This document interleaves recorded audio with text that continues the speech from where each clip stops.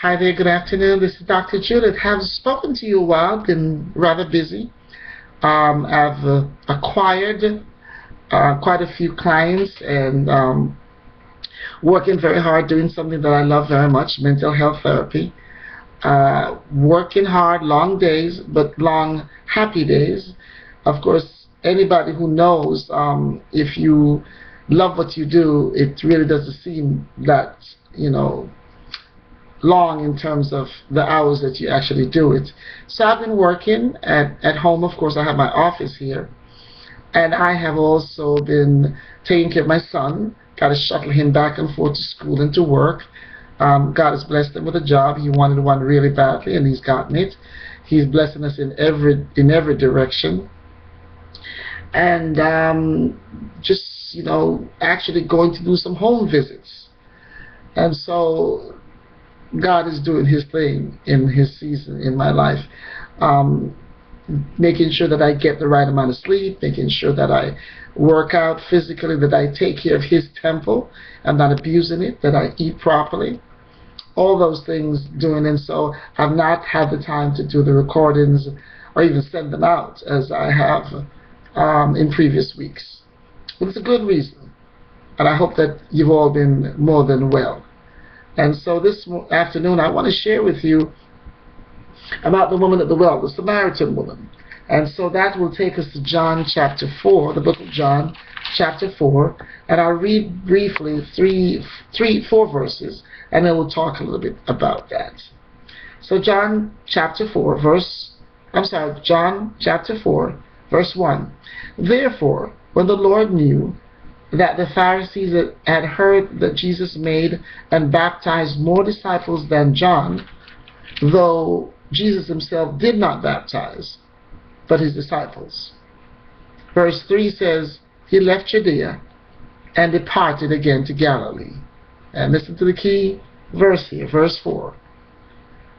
But he needed to go through Samaria.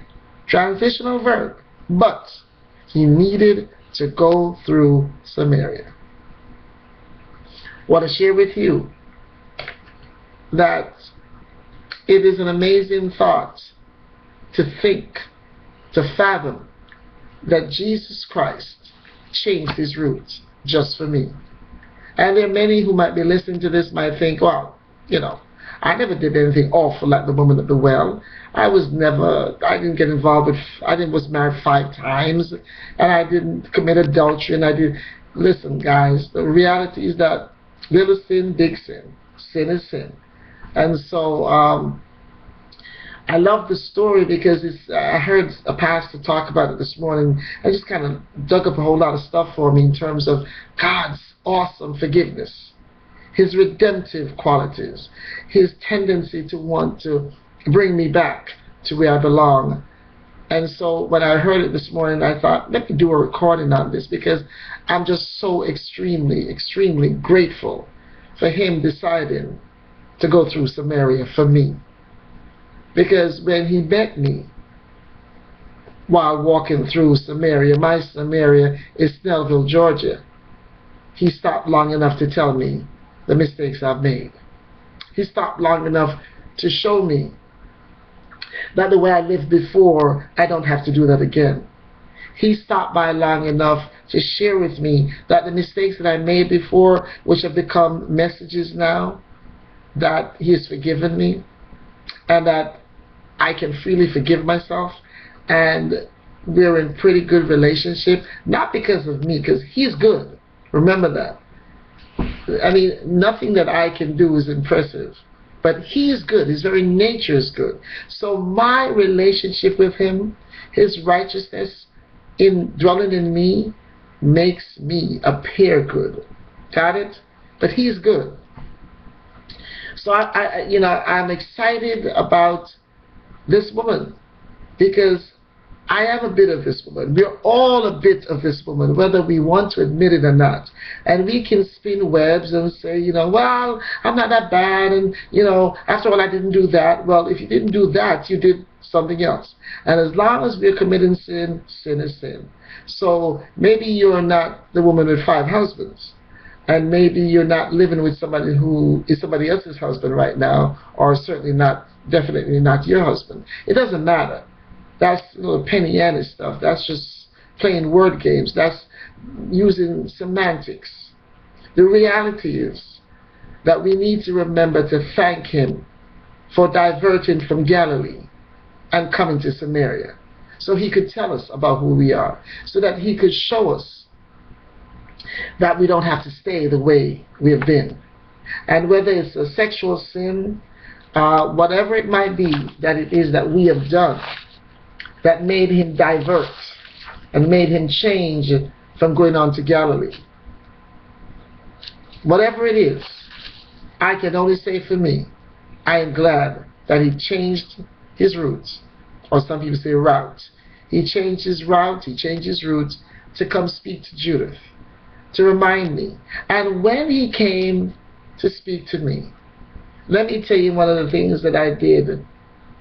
And I don't know what time frame it was, but it was so wonderful. I'm so grateful I could do that, because I want so much to be in relationship with him, in good relationship with him. The goodness on him, that's where the goodness comes from.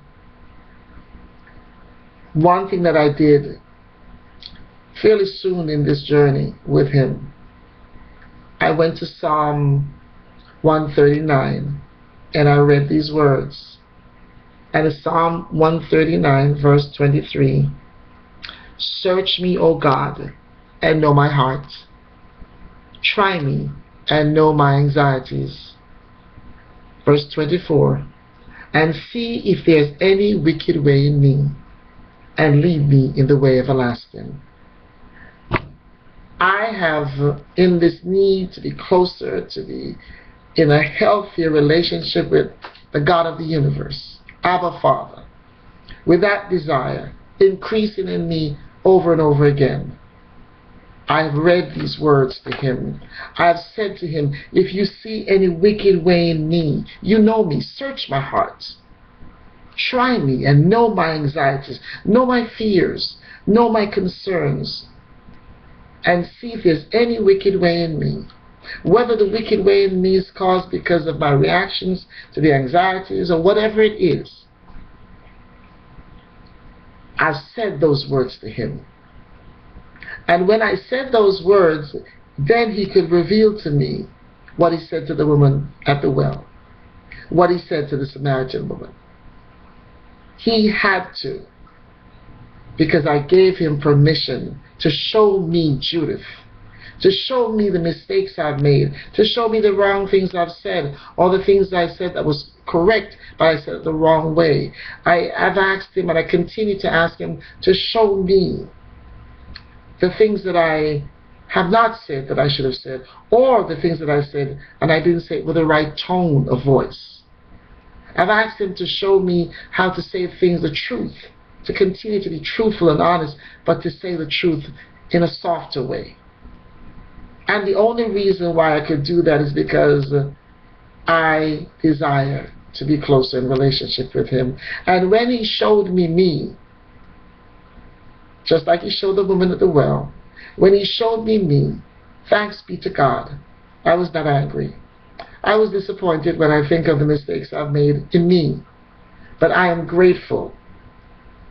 And like the woman at the well, what I did and what I continue to do, much the consternation and the annoyance of some, I ran and told everyone what he told me about me. I have gone and told a bunch of folks what he's told me about me.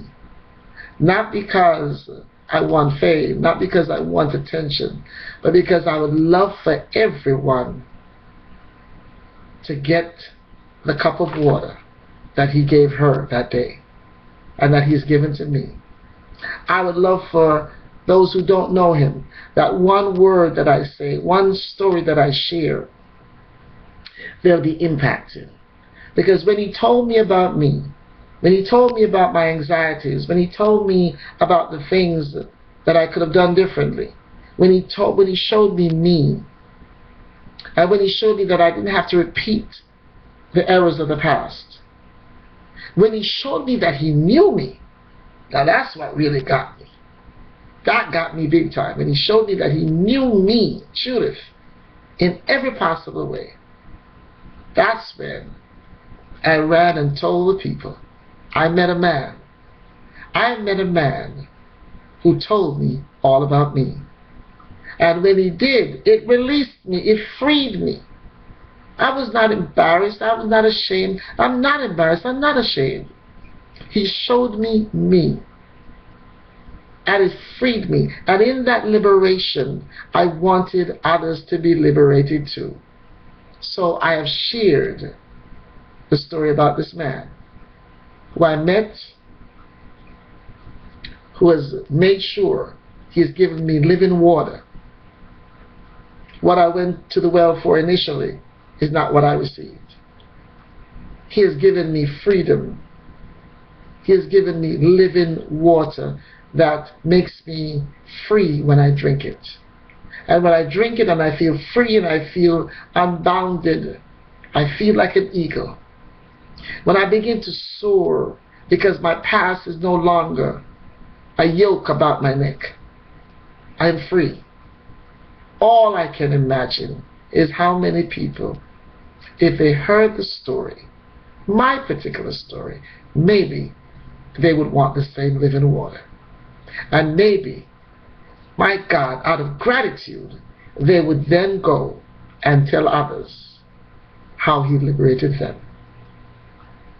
This has been Dr. Judith. Hope you got something out of this. I know I did, and that's why I wanted to share it with you. Always want to share. Until next time, God bless you and take care.